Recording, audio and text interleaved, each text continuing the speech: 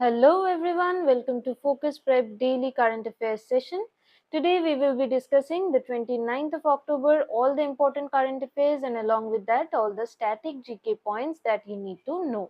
Okay, so all the important terms, all the important concepts that there is to explain, I will explain in this video. Only the exam oriented current affairs have been kept, and this is the PDF. Okay, this is the daily current affairs PDF. This you can download from our Telegram channel, right? So the link of the Telegram channel, it's given in the comment section. Please go to the comment section. In the pinned comment you will find this link. Click on the link, join the Telegram channel, and you'll get this PDF. You'll also get all the MCQs that we conduct, right? We conduct regular MCQs based on the current affairs that we provide, right? So everything you will get in the Telegram channel. Okay, now let's start today's current affairs. And let's look at the first one. India ranks 79th in the WGP Rule of Law Index 2023. WGP stands for World Justice Project Rule of Law Index, okay, 2023, and India has ranked 79th out of 142 countries. Okay, so what is rule of law? The concept, right? The rule of law is the concept that law is above every individual, right? Law is applying to every individual, and that everyone is equal in the eyes of law, right? So this is the concept of rule of law. And who gave this concept? A.V. Dicey. He was the proponent of this concept, right? Now our constitution also mentions this rule of law, so which article mentions this rule of law in our constitution? Do you know? If you know, comment it in the comment section. Let me see how many of you all know this. Okay, so now let's see the index. What has been indicating in the past few years? It has been showing that there has been a decline in the rule of law globally. Okay, and this year the rule of law has declined in 59% of the countries that were surveyed. Okay, so overall there is a dip, there is a decline in this rule of law. Now look, Denmark holds the top position in the WGP index, okay, while Venezuela, it has ranked the lowest. Now in the South Asian countries, among them India is third, just behind Nepal and Sri Lanka. So Nepal has ranked the highest in the South Asian region, and then Sri Lanka, and then India is the third. Okay, now let's look about the World Justice Project, this organization. Let's look about it. Now this WGP, it is an international civil society organization. Okay, it focuses on the advancing of rule of law globally. Okay, so what is civil society organization? Civil societies are voluntary non-profit organizations. Okay, so voluntary non-profit organizations which look into expanding the interest. They work towards the interest of the citizens of in various countries. So whenever any organization which is voluntary and non-profit organization which are functioning for the interest of the various citizens of various countries, then it is called the civil society organization. Okay, so they serve the needs of the citizens. Like rule of law, here it is also one of the needs of a citizen, right? Now let's look. This WGP produces this rule of law index as a quantitative measure tool to measure how these countries, various countries, they are adhering to the rule of law in practice. Now let's go to the next one. Prime Minister Modi and Spain's Prime Minister, they have inaugurated the Tata Aircraft Complex in Gujarat. Okay, so who is the Prime Minister of Spain? Pedro Sanchez, right? So Pedro Sanchez and Prime Minister Modi, they have together inaugurated the Tata Aircraft Complex in Vadodara in Gujarat. Okay, and this project, this is India's first private sector final assembly line for military aircrafts. Okay, so what is final assembly line? Now final assembly line, it's the unit where all the different parts of, in this case, the aircraft, so of any product, the final unit where the final product is made by assembling all the different parts of that product is called the final assembly line. Okay, so nowadays all the mass produced goods which are like cars, may that be automobiles, may that be any other mass produced heavy goods, they are produced by assembly line production. What is that? That is, in assembly line production we have different units. Okay, so say for example, in this case this is an aircraft production unit, right? So in this case, say one unit, it will produce only the body of the aircraft. Okay, there will be another unit that will specialize in producing only the maybe the engine part of the aircraft. Okay, and there will be maybe another unit which is producing only, say, the screws and bolts and everything, of this aircraft. Okay, so when all these parts they are put together in, then only this final product can be made. So the final assembly line, this is the place where all these parts are put together to form this final product. I hope this is clear. Okay, now let's look about Father Carlos Valle, because Prime Minister Modi, he have paid tribute to Father Carlos Valle in this occasion. Okay, so who was he? Let's see. Now, Father Carlos Valle, he was a Spanish Indian Jewish priest. Okay, so he lived in India for 5 decades, that is, for 50 years he had lived in India, and he had written extensively on mathematics in the language of Gujarati. Okay, so he has immense contribution in writings in mathematics, but he has written in the language of Gujarati. Let's go to the next one. RBI Governor Shaktikanta Das has earned A plus in the Global Finance Report 2024. Okay, so Shaktikanta Das, he is the governor of RBI. He has been awarded this A plus grade by the Global Finance Report. Okay, in the Central Bank Report Cards 2024, and this is the second consecutive year that RBI has been awarded this. Okay. So this Global Finance, it is a very reputed international financial magazine. Okay, and they have awarded this. This event took place in Washington DC. Okay, so in their grading system there is a range from A plus to F for the assessment. Okay, and RBI has got A plus. Okay, now SBI has been named the best bank in India for 2024 by the Global Finance magazine. Okay, so State Bank of India, they have been awarded as the best bank of India in this 2024 event, and this also took place in Washington DC. Okay, so this Global Finance, as I have mentioned, this is a well respected magazine. Okay, it is an international finance magazine, and they publish these central bank report cards every year. Okay, now let's see the next one. Now, India is to conduct the long delayed census in 2025, right? So, our last census, it took place in the year 2011, right? And our, census was supposed to take place in 2021, but due to the COVID-19 outbreak that took place, right, the pandemic, this was delayed. And now in 2025, it is expected to start, and it will be completed by 2026. Let's see if it is completed by 2026. Okay. Now let's see some very important points regarding the census. Okay, census of India. This is very important for your static GK part. Okay, so the first census, when was this conducted? You have to remember all this. If you have not read in your GS section, you have to do it from here. Okay, so the first census, it was conducted in 1872 by Lord Mayo. He was the Governor General at that point. But if you're asked that when was the first official synchronized census took place, the first official census, it took place in 1881 under Lord Ripon. Okay, so these two are different. You have to remember that the first official one that was noted down, that was documented, this took place in 1881 under Lord Ripon. Okay, and since 1901 the census has been held every 10 years. So after the gap of every 10 years, regular census has been taken place since 1901. Okay, now the census 2011, this was the 15th census overall and the 7th census since India's independence.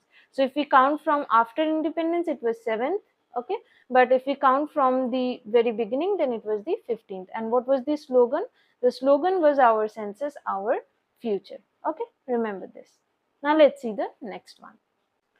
Urban Mobility India Awards 2024. Let's look at the highlights of this Urban Mobility India Awards. Okay, categories. Bhubaneswar, it was recognized as the city with the best public transport system at this UMI conference and exhibition. So this UMI, this Urban Mobility India conference and exhibition, this took place, and here these awards were announced. Okay, so Bhubaneswar, city with best public transport system.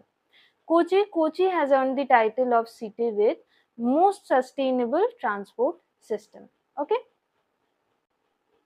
And Srinagar, it was awarded as the city with best non-motorized transport system.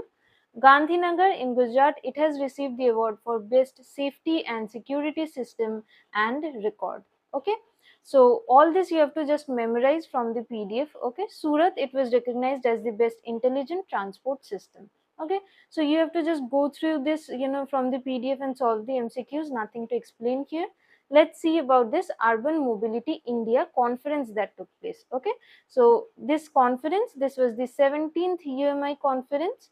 And where did it take place? It took place in Gandhinagar, Gujarat. Okay. Why was this held? It was held to discuss about the matters of urban transport, how to improve urban transports in India. That is why this event took place. Now this conference, this was organized under which ministry? Under the Ministry of Housing and Urban Affairs. This you have to remember, the ministry. Okay. Now let's see the next current affairs. The Chinese hacking group Salt Typhoon allegedly targets Trump. Okay, so this Salt Typhoon, this is a Chinese hacking group. Okay, and it is suspected of conducting a cyber espionage operation.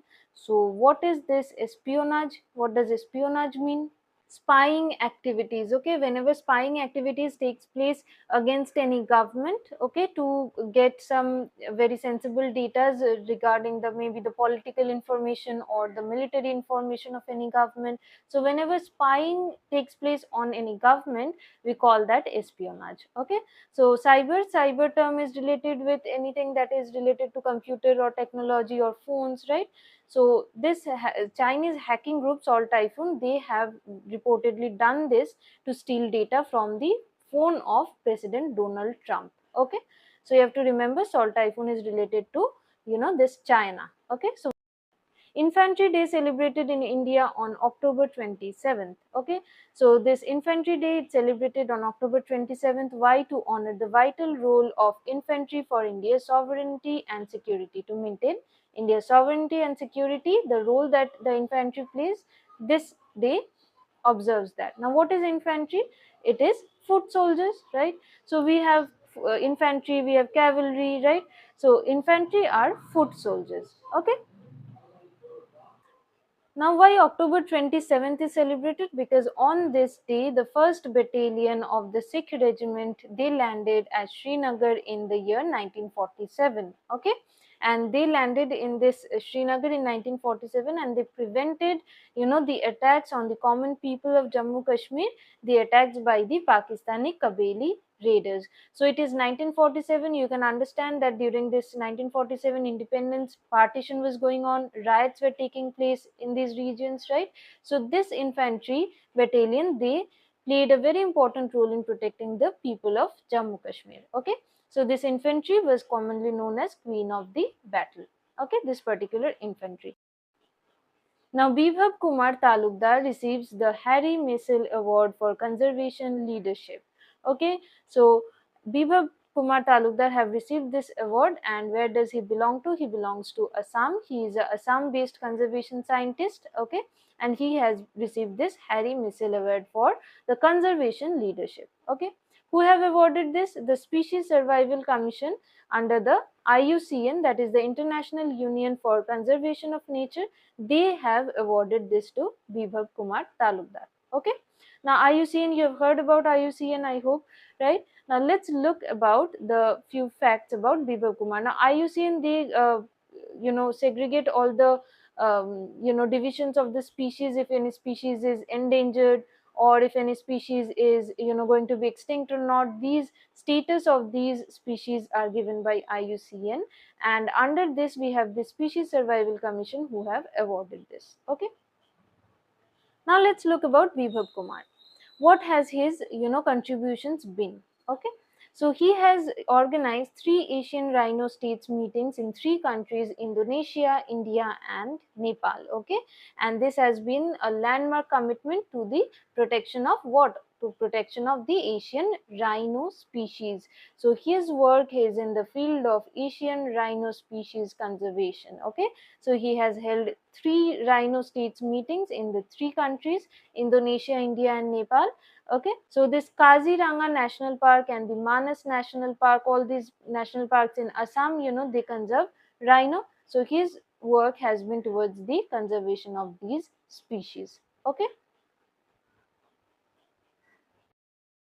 he is a key driver of the Indian Rhino Vision 2020, which successfully have translocated 22 rhinos to the Manas National Park for conservation. Okay, so under his leadership, 22 rhinos have been translocated. That is, they have been moved for conservation purpose in the Manas National Park. Okay, he has also created this Aranak. Okay, he founded this in 1989, and it is a premier biodiversity organization that works in the northeast India. Okay, now let's look about IUCN,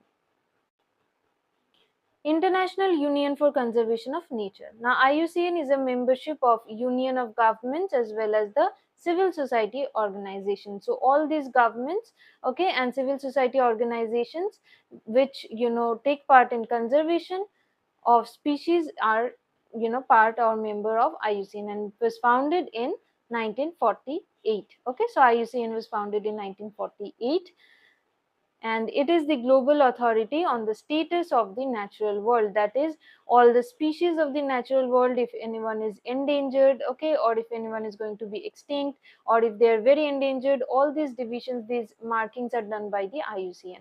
And IUCN is headquartered in Gland, Switzerland. Very, very important from your exam perspective.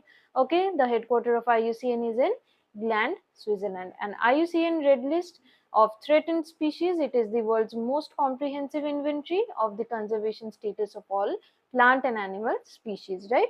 So they give this red list, IUCN. Now let's see the next one.